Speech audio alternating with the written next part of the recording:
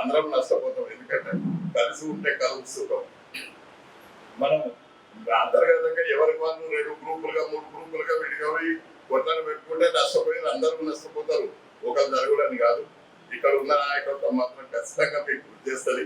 నేను ఇవాళ రాష్ట్ర అధ్యక్షునిగా వైదొలిగి నిన్ననే మధ్యాహ్నం 2:30 గంటలప్పుడు నేను కొత్త అధ్యక్షునికి ఛార్జ్ ఇచ్చిన అని చెప్పి నేను సంఘానికి ఏం దూరంగా ఉండేది కాదు. ఎందుకు అంటే నేను రాష్ట్ర అధ్యక్షుడిగా 2 టర్ముల పదవీ కాలం అయిపోయినాక ఆ పదవి నుంచి వైదొలగాల్సి వస్తుందని చెప్పి మన రాష్ట్ర నాయకులు, మన అగ్ర నాయకులు అందరూ ఈ ఎన్నికలకు ముందే నన్ను జాతీయ కార్యవర్గ సభ్యునిగా నియమించారు.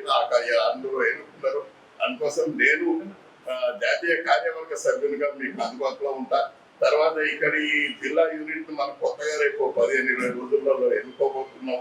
ఆ నాయకత్వం ఉంటది. మళ్ళా రాష్ట్ర ఉపాధ్యక్షుడు, రాష్ట్ర కార్యవర్గ సభ్యుడు కూడా మనతోటి, ఇంకో కార్యవర్గ సభ్యుడు జగిత్యాల నుంచి మనకు అందుబాటులో ఉంటారు. వీళ్ళందరి నేతృత్వంలో మనం ఖచ్చితంగా మన డిమాండ్స్ అన్ని, మన ఇళ్ల స్థలాలు, హెల్త్ కార్డులు, అక్రిడేషన్లు, ఇవి మన ప్రధానమైన సమస్యలు. వీటినన్నింటినీ సాధించుకున్నాం. మీరు ఎవరికి ఏ రకమైన అపోహలు ఉండాల్సిన అవసరం లేదు. ఖచ్చితంగా సంఘం అందరి కోసం నిలబడుతుంది. దాన్ని దృష్టిలో పెట్టుకోండి. అదొకటే మీ మైండ్ లో ఉండాలి. అందరూ 2-3 రోజుల్లో ఇక్కడ సభ్యత్వ కార్యక్రమం కూడా స్టార్ట్ చేస్తాం. సభ్యత్వం తీసుకోండి, మీ మిత్రులతో చేయించండి, ఎన్నికల్లో పాల్గొండి, మంచి నాయకత్వాన్ని ఎన్నుకోండి, మంచి పోరాటాలు చేసి మన సమస్యలు సాధించుకుందాం. మళ్ళీ ఒకసారిగా రాష్ట్ర ఉపాధ్యక్షునిగా ఎన్నికైన మిత్రుడు సంపత్ గౌడ్ను, తర్వాత రవీందర్ను, అటు ధర్మపురి సురేందర్ను నేను హృదయపూర్వకంగా అభినందిస్తూ, మీ నాయకత్వం లోపల ఈ జిల్లా యూనియన్ పటిష్టవంతంగా పనిచేయాలి. రాష్ట్ర నాయకత్వానికి ఇప్పటిదాకా ఏ రకమైన సహకారం ఈ జిల్లా నుంచి లభించిందో మీ నేతృత్వంలో అంతకంటే ఇంకా ఎక్కువ పట్టుదలగా మీరు వాళ్ళ కండగా నిలిచి పోరాటాలను ముందుకు తీసుకుపోయి అందరికి లాభం చేకూర్చాలని చెప్పి నేను కోరుకుంటున్నాను. కరీంనగర్ దళితులకు కార్యకలాపాలు నిలిచిపోయి చాలా సంవత్సరాలు అయింది. ఇది అనాథంగా కరీంనగర్ దళితులకు దయచేసి దళితులకు ఏర్పాటు చేసినట్లయితే అన్ని వర్గాలు ఉంటారు, అందరూ ఉంటారు. కాబట్టి ఆ ప్రశ్నలను ఏర్పాటు చేసే బాధ్యత జాతీయ కార్యవర్గ సభ్యులతో పాటు రాష్ట్ర నాయకత్వంలో ఉన్నటువంటి ప్రతినిధులు తీసుకొని ఈ జిల్లా ఎన్నిక జరిగిన 15 రోజుల తర్వాతనే దళితుల ఎన్నిక నిర్వహించాలని కోరుకుంటున్నాం. చాలా మంది చెప్పలేకపోతున్నారు కావచ్చు, ఇక్కడికి వచ్చి మాట్లాడి వెళ్ళిపోతుంటున్నాడు, చాలా మాట్లాడుకుంటున్నారు. కానీ నేను కొన్ని సంవత్సరాల తర్వాత ఇక్కడికి రావడం జరిగింది. నేను ఒకటే విషయం, ఎందుకంటే మనం ఒక స్థాయికి వెళ్ళిపోతున్నాం, వాళ్ళు డైరెక్ట్ గా మాట్లాడలేని పరిస్థితి ఉంది. ఈ ఎన్నికల విషయం కానీ ఇంకా ఏదైనా కూడా మనం తప్పకుండా నిర్వహించినట్లయితే ఇంకా మరింత కలిపిడిగా నేను కలిసి పనిచేసినట్లయితే ఇంకా ఇంకోటి ఇప్పుడు వస్తున్నటువంటి సమస్యలు కూడా రావచ్చు. ఇంతకుముందు వచ్చే ముందు చెప్పాడు శేఖర్, నిజంగా ల్యాండ్ విషయంలో, ఇంట్లో ల్యాండ్ విషయంలో ఆయన కానీ నా కానీ ప్రకాశం కానీ ఎటువంటి సందేహం లేదు. కొందరికి కొన్ని అపోహలు ఉండొచ్చు.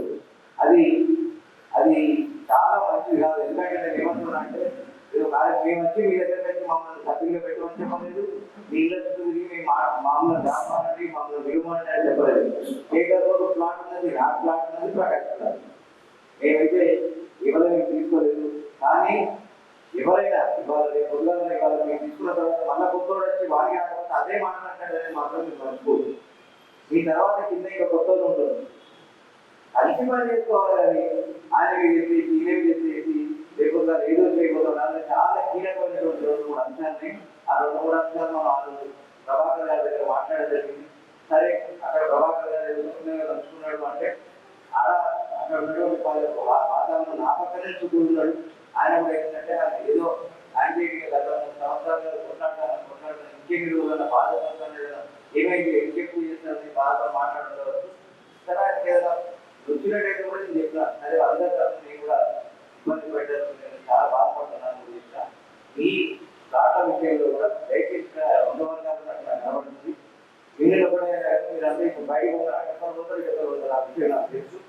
కానీ ఇక్కడ కాకుండా మేము అన్ని పని చేసుకుంటాం, కలిసి తీసుకుంటాం. మీరు ఆలోచన చేయండి, 10 రోజుల్లో మీకు రాజకీయం చెప్తుంది. ఎందుకంటే మీరు ఎన్ఓసి కావాలి. నిన్న మీరు పోతే కూడా ఎన్ఓసి. ఈ ఎన్ఓసి అనే విషయం నేను మొదట్లో మీ అందరికి సర్టిఫికేట్ ఇచ్చినప్పుడే చెప్పింది. అందరు ప్లాట్ నెంబర్ లేదు, ప్లాట్ నెంబర్ మాత్రమే ఉంది, సర్వే నెంబర్ లేదు, ఎన్ఓసి లేదు.